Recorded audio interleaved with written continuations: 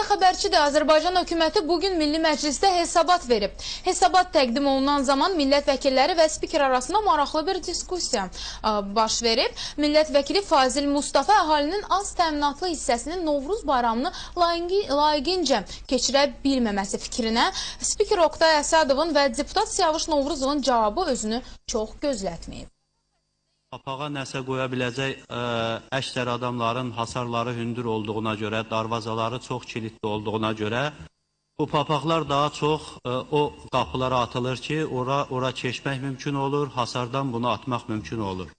Bu təbəqədə kimlərdir? Müəllimlərdir, həkimlərdir, işsizlərdir. İndi əsas hesabatda bu məsələ müzakirə olunmalıdır ki, bu papağın içini bu təbəqədən olan insanlar nə ilə dolduracaqlar? Milli mentalitetə toxunan məsələ kimlərin sözcüyəndə hasarlar hündür, papaq getmir.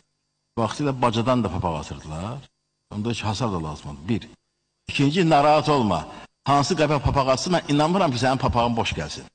Belə bir gündə mən hesab edirəm ki, heç bir tənqidə də o qədər geniş ehtiyac qalmır. Biz də səs verək, qəbul eləyək, Fazil müəllim də getsin papağını atsın. Sağ olun.